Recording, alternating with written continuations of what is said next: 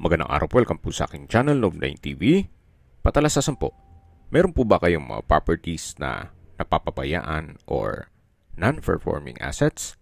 Plan nyo ibenta, pero wala kayong oras sa pagbenta nito.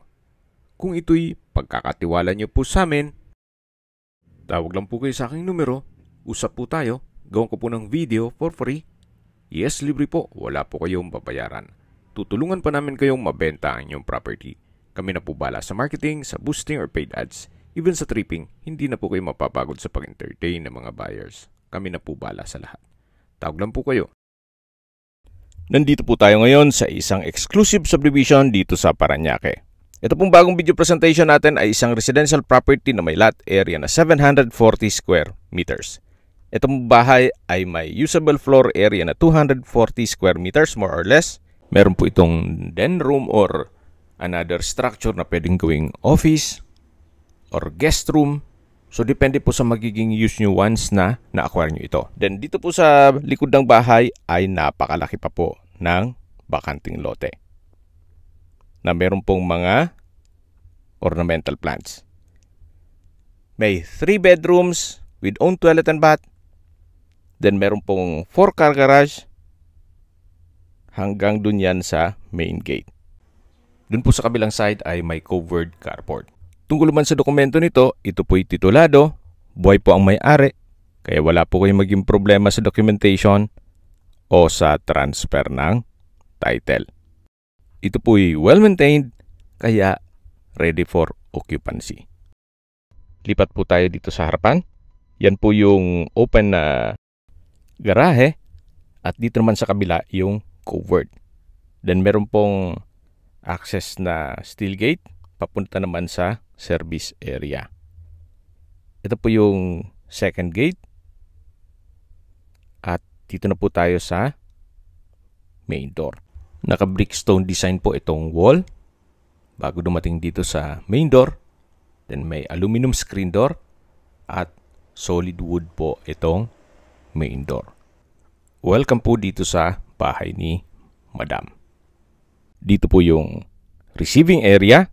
Then sa dulo naman yung living area o salas. Napakalaki po ng espasyo. Sa dulo naman po ay yung access door na papunta sa veranda at yung bakanting lote, yung unang parte ng video. So yan po ulit yung living area. At dito naman yung dining area. May chandelier, then glass windows. Malaki naman po ang espasyo nito. At dito naman po sa kabilang side ay yung breakfast nook at formal kitchen.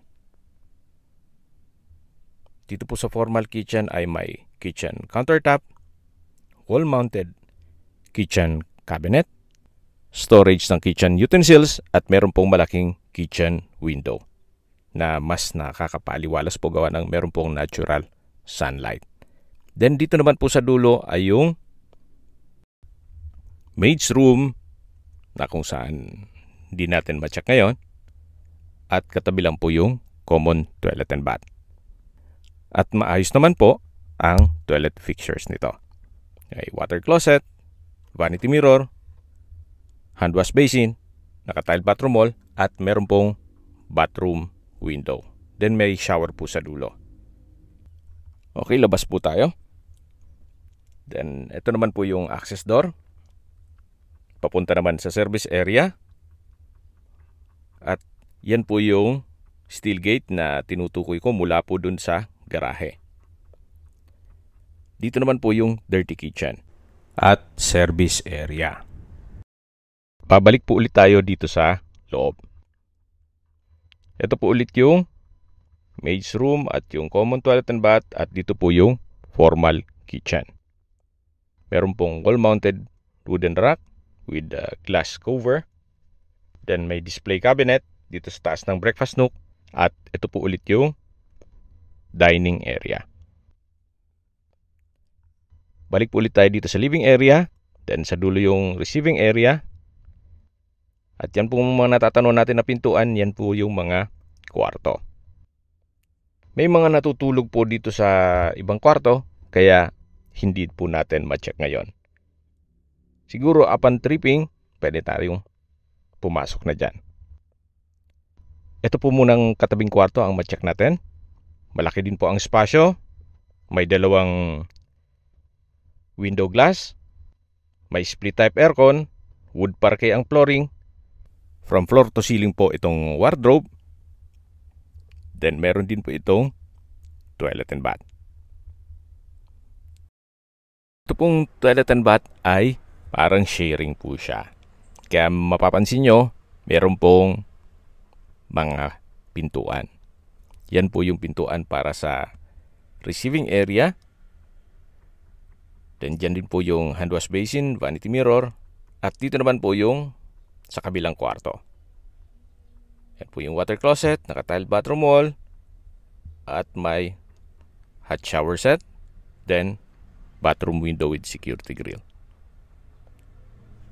So, sharing po ang banyo dito. So, labas na po tayo para check natin yung ibang parte nitong bahay. Yan po ulit yung receiving area. Then, yan po yung access door papunta sa banyo. Sa dulo naman yung living area. At ito po ay may natutulog. So, another room po yan. Upon tripping po, mache-check natin yan.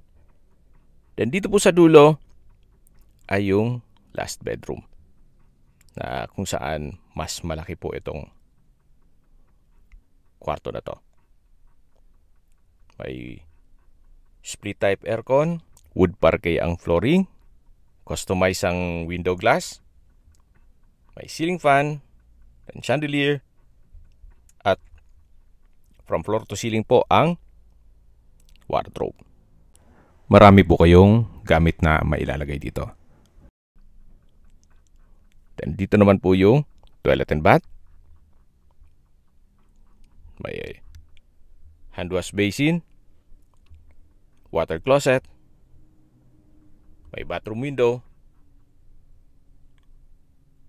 At dito naman po yung shower area. May shower curtain. Then, hot shower set.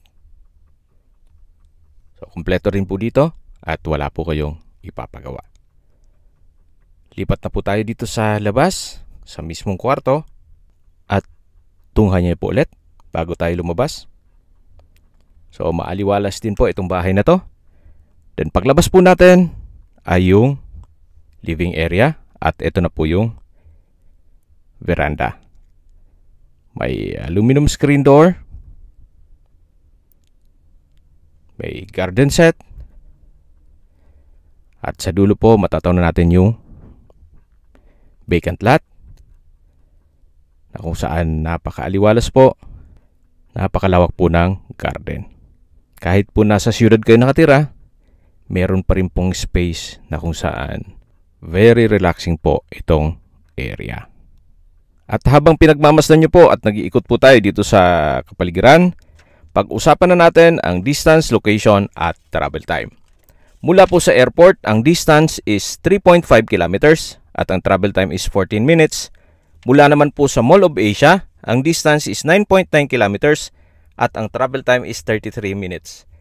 Mula naman po sa Parañaque Doctors, ang distance is 3.2 kilometers at ang travel time is 12 minutes. Yan po yung like kong binabanggit sa aking video na dapat nyo i-consider sa paghanap ng property, yung meron pong malapit na hospital. Hindi ko naman po sinasabing sakitin kayo, yan naman po for emergency purpose lang naman. At mula naman po sa Makati, ang distance is 16 kilometers at ang travel time is 32 minutes. Mula naman po sa VGC, ang distance is 14 kilometers at ang travel time is 31 minutes. Okay, sa presyo na po tayo. Binebenta po ito ni owner sa halagang 49 million pesos net. Ibig pong sabihin, si buyer na po ang sasagot sa lahat ng taxes at expenses with regard to documentation. Kung may mga katanungan po kayo, tawag lang po kayo sa aking numero. At sa mga kababayan naman natin na sa ibang bansa, meron po akong WhatsApp, Viber at Telegram. Same number lang po, 0917-316-3399. Sa mga nagtatanong naman po ng aming Facebook, meron po aming Facebook page na Nov9TV at Facebook Real Video. Meron din pong TikTok at Instagram. May ibang YouTube channel po kami, The Nov9TV channel. Nov9 TV listings, Nov9 TV on the spot, Nov9 TV updates, at Nov9 TV house rental. Sana po naibigyan nyo ang video presentation. Paki-like and subscribe na lang po sa aking channel para ma-update din po kayo sa aking future listings. Kung sakali po hanap nyo yung mas malaking sukat ng lupa, meron din po kami ibang listings na pwede nyong pagpilian. Huwag po kayong mag-atubiling tumawag sa amin. Then, let us know your budget para malaman namin kung anong property pwede naming ilog sa inyo. Sa lahat pong viewers, subscriber at nagtiwala po sa amin, salamat po sa suporta. Ingat po kayo lagi at yung pamilya. Maraming salamat po.